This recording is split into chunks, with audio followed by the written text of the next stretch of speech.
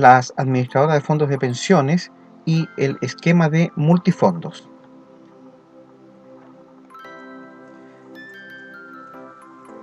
Los pilares del sistema de pensiones. El sistema de pensiones chileno se sustenta en 3 pilares en los cuales aportan recursos tanto los trabajadores como los empleadores y el Estado.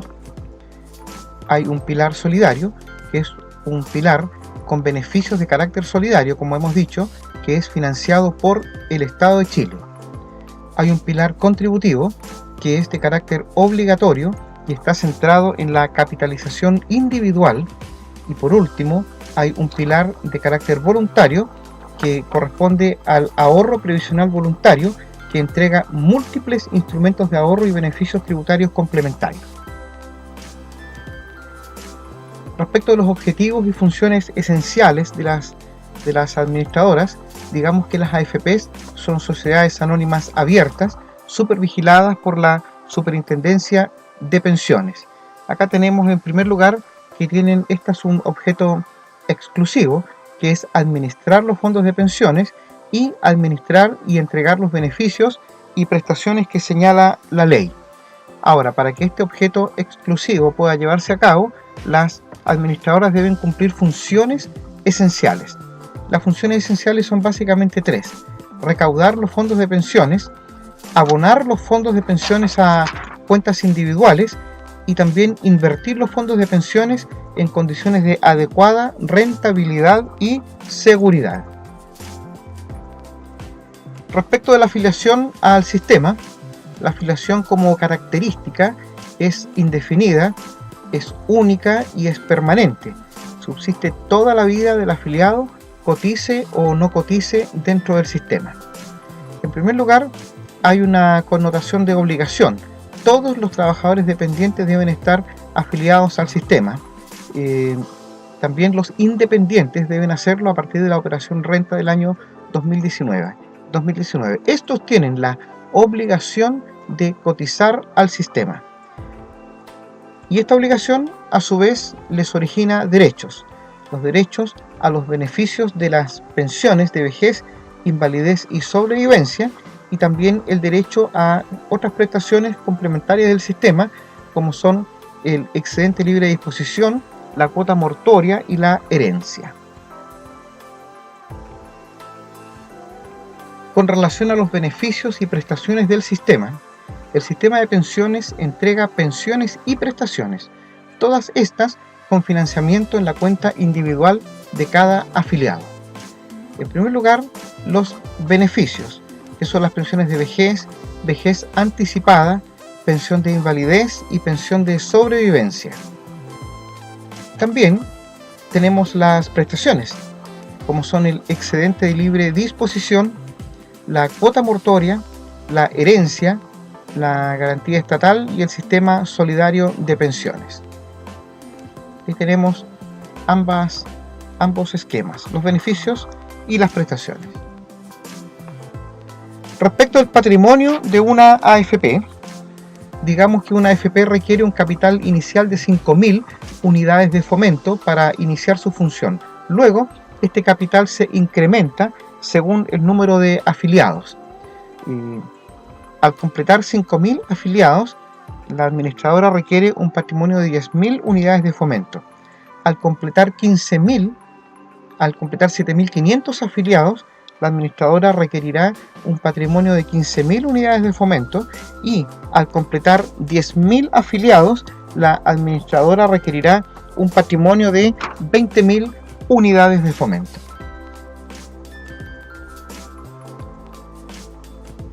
Con respecto al patrimonio, digamos que existe una separación patrimonial. Las AFPs administran recursos que no son propios, sino que son de los afiliados, siendo estos los que deciden sobre el destino y el uso de los recursos. Ahí tenemos entonces que las AFPs, como sociedades anónimas, son administradoras del fondo de pensiones, pero en tanto que son sociedades anónimas, estas se forman con los recursos de sus accionistas, y por lo tanto no se puede usar los recursos de los fondos de pensiones en asuntos propios de la administradora. Además, hay que señalar que estas deben llevar una contabilidad separada de lo que corresponde a la sociedad anónima respecto de la contabilidad de los fondos de pensiones.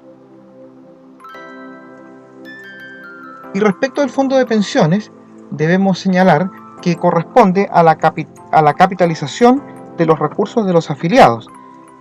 Estos recursos son de propiedad de los afiliados y la administradora no tiene dominio sobre ellos en el sentido de poder apropiárselos. Deben llevar una contabilidad separada por cada tipo de fondo de pensiones y este patrimonio es independiente y es diverso al patrimonio de la administradora como sociedad anónima. Los fondos de pensiones se expresan en cuotas y estas cuotas son inembargables.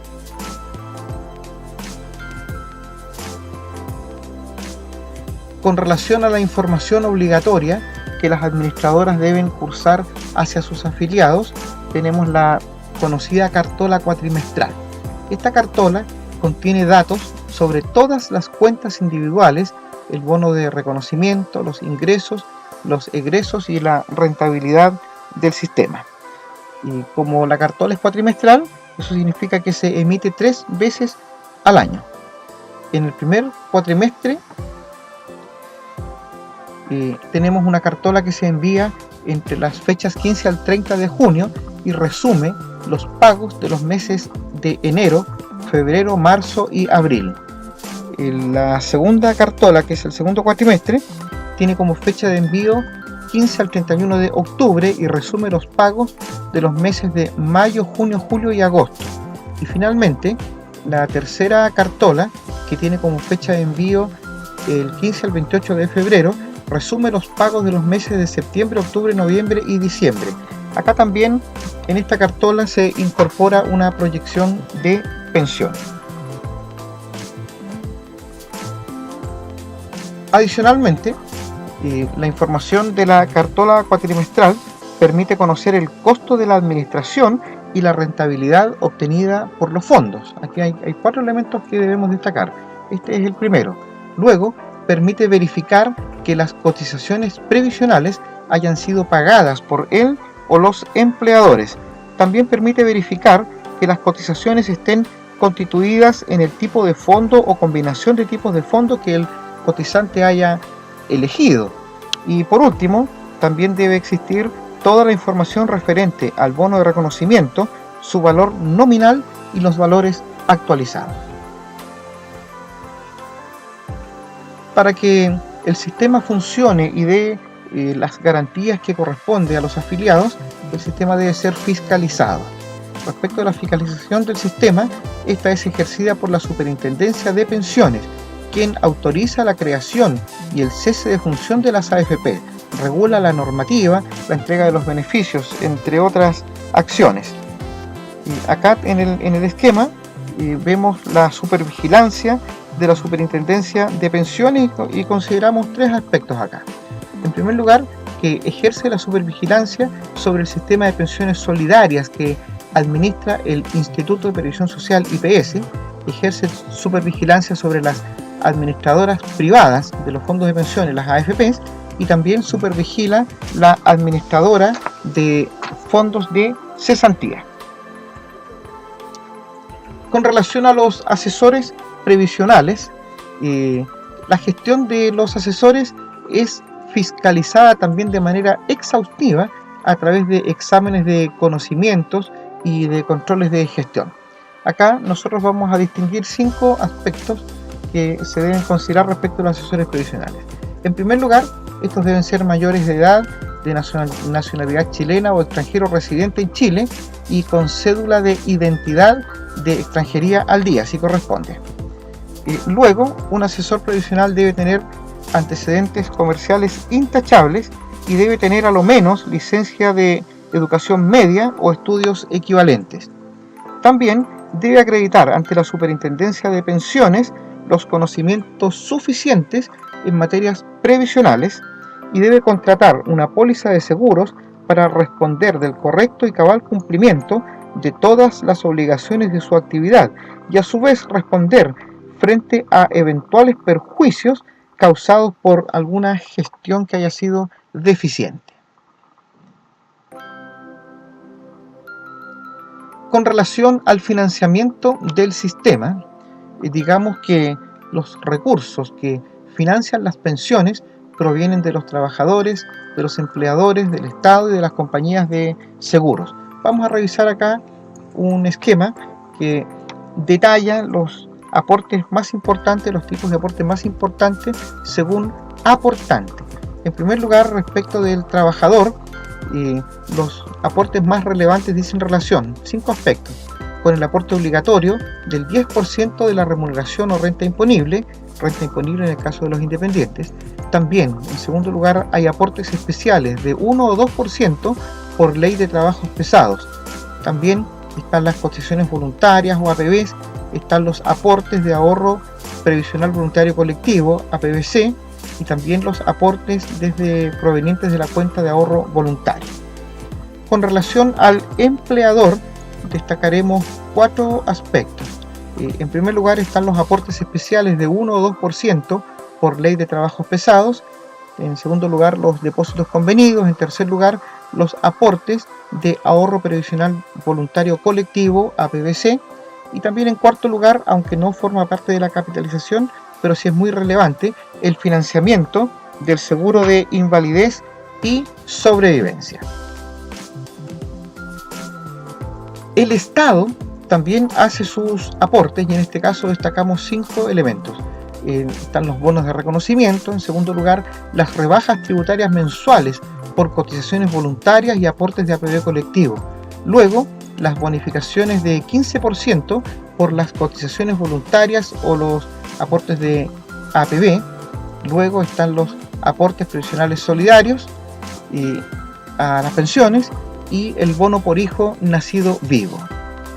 Y finalmente, en cuanto al financiamiento, tenemos a las compañías de seguros de vida, donde destacamos 3 elementos: financiamiento de las pensiones de invalidez transitorias declaradas mediante un primer dictamen. También tenemos el aporte adicional y tenemos luego la contribución, que es la que se entrega cuando se produce el rechazo de una calificación de invalidez en un segundo dictamen que estaba en parcial, se reevaluó y se produjo un rechazo. En ese momento se aplica la contribución.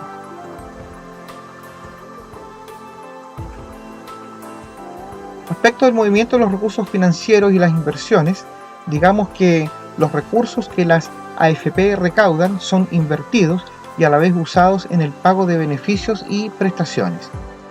Acá tenemos un esquema respecto del ámbito de las inversiones y destacaremos 2 elementos: los movimientos de recursos y también la inversión. Respecto a los movimientos de recursos, tenemos que existe un proceso de recaudación y también de abono de las cotizaciones y los ahorros a las respectivas cuentas. Luego tenemos el proceso o el movimiento de recursos por egreso, que implica el pago de pensiones, herencias, excedente de libre disposición y pago de cuotas mortuorias. Con relación a las inversiones, destacamos que estas pueden producirse en instrumentos de renta fija y de renta variable. Estas deben estar autorizadas por la Comisión Clasificadora de Riesgo. También existen diversos instrumentos y emisores. Será el Banco Central de Chile el que define los límites de inversión por instrumento. Y también tenemos los multifondos de pensiones, donde hay un fondo de pensiones tipo A que es opcional y luego 4 fondos obligatorios que son los fondos de pensiones tipo B, C, D y E.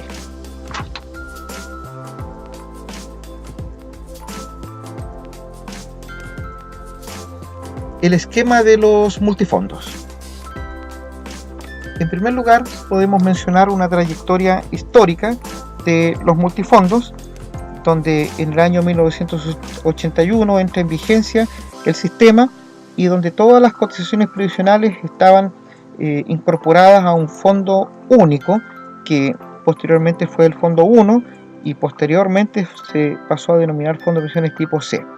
Luego en el año 2000 y en el año 2002 tenemos la creación de un esquema de multifondos. En primer lugar, en el año 2000, la creación del Fondo de Pensiones tipo 2 y en el año 2002 la creación del esquema de multifondos con la oferta de 5 tipos de fondos de pensiones.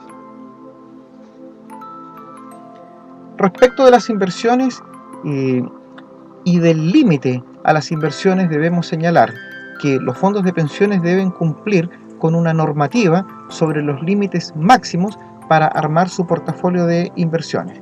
Y hay límites de carácter estructural, límites por emisores y también tenemos límites por tipo de instrumento. Con relación a los límites estructurales, señalar que existen instrumentos de renta variable, de renta fija, inversión extranjera variable o fija, inversión estatal o privada. Esto queda establecido por ley. También existen los límites por emisores. Esto corresponde a los porcentajes máximos que cada emisor puede invertir. Y también esto debe quedar establecido mediante ley. Y por último, respecto a los límites de inversión, tenemos los límites de inversión por tipo de instrumento, donde hay porcentajes máximos que se pueden invertir, determinado además por el tipo de fondo y por las regulaciones que se deben aplicar en caso de ocurrir excesos de inversión por instrumentos.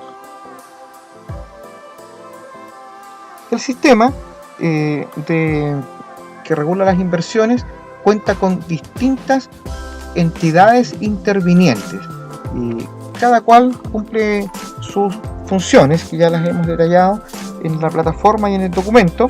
Señalar que estas son la Superintendencia de Pensiones, el Consejo Técnico de Inversiones, el Banco Central de Chile, la Comisión Clasificadora de Riesgos, y hay leyes también reguladoras adicionales que las AFPs deben cumplir normativamente. Con referencia a los límites máximo y mínimo de las inversiones, los 5 multifondos tienen límites máximos y mínimos de inversión y están catalogados con un concepto que identifica su riesgo. Acá encontramos el fondo de pensiones tipo A, B, C, D y E, y luego tenemos el máximo de los recursos que puede invertir en renta variable, que es un 80%, el mínimo es un 40% y está categorizado como más riesgoso. El fondo de pensiones tipo B, sus máximos y mínimos son 60% y 25% y su categoría es riesgoso. El fondo de pensiones tipo C, su máximo y mínimo son 40 y 15% respectivamente y su categoría es intermedio. Luego el fondo de pensiones tipo D, su máximo y mínimo son 20 y 5% y su categoría es conservador. Y por último, el fondo de pensiones tipo E puede invertir hasta un máximo del 5% de su patrimonio en instrumentos de renta variable y el mínimo obviamente es 0. Y este es un fondo que se ha catalogado como más conservador. Respecto de las asignaciones automáticas a los multifondos, la Superintendencia de Pensiones establece las relaciones perfectas, digámoslo así, entre edades y tipo de fondos en que deben estar los afiliados. Para eso tenemos acá un esquema que dice relación con la asignación por tramos de edad para afiliados nuevos, por ejemplo, es el caso de los que no eligen fondo. Entonces tenemos en la primera columna, que sería la de la izquierda, los tipos de fondo, y luego tenemos en la fila las 3 categorías de edad que el sistema determina. Entonces, para el caso de los hombres y las mujeres hasta 35 años de no elegir un fondo, serán destinados al fondo de pensiones tipo B con categoría de riesgoso. Luego, para el caso de hombres desde 36 hasta 55 años y mujeres desde los 36 hasta los 50 en caso de no elegir fondo, estos serán destinados al fondo de pensiones tipo C de categoría de riesgo intermedio. Y por último, los hombres desde 56 años y las mujeres desde 51 años, en caso de no elegir fondo, serán destinados al fondo de pensiones tipo D, que tiene la categoría de ser un fondo conservador. A su vez, existen restricciones a la elección de un multifondo. Si bien existe libertad en cuanto a la elección de un multifondo, hay ciertas restricciones a la hora de tomar decisiones. Y acá tenemos la permanencia máxima según edad y género y condición de pensionado o no pensionado.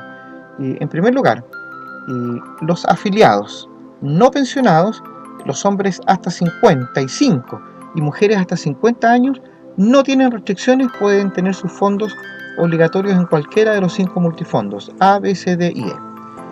Luego, para el caso de los no pensionados, pero este es el caso de los hombres desde los 56 años y las mujeres desde los 51, estos tendrán restricción respecto de ingresar al fondo de pensiones tipo A. Solo pueden tener sus recursos en los fondos de pensiones tipo B, C, D y E.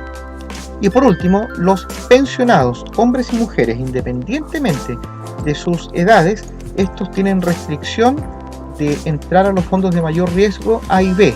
Solamente pueden permanecer con sus fondos obligatorios en los fondos de pensiones tipo C, D y E.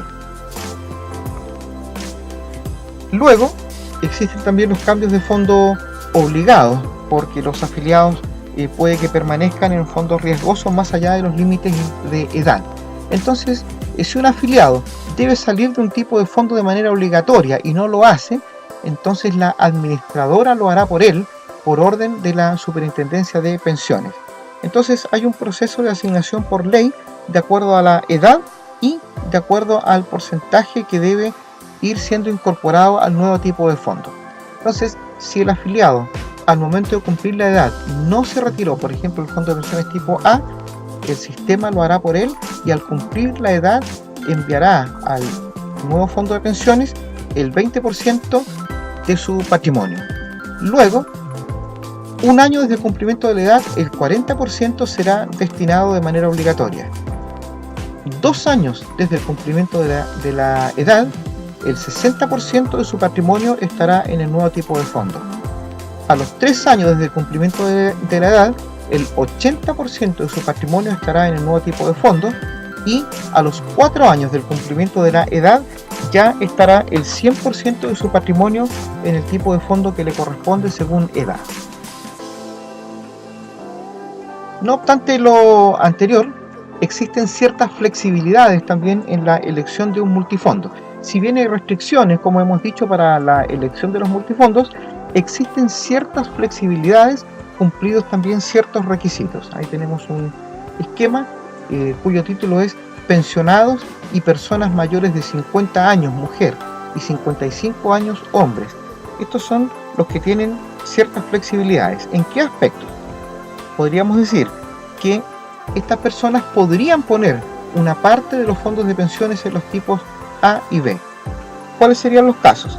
Mayores de 50 y 55 años, respectivamente, hombres y mujeres, si disponen de saldos que financien un excedente de libre disposición.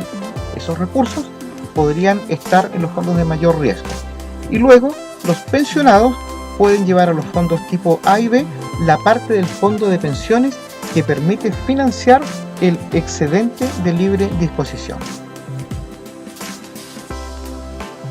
Con relación al cambio de tipo de fondo, los afiliados pueden cambiarse de un fondo a otro de acuerdo a sus preferencias, como ya hemos venido diciendo, y siempre y cuando se enmarquen dentro de las opciones que el sistema les establece sin pasar a llevar las restricciones.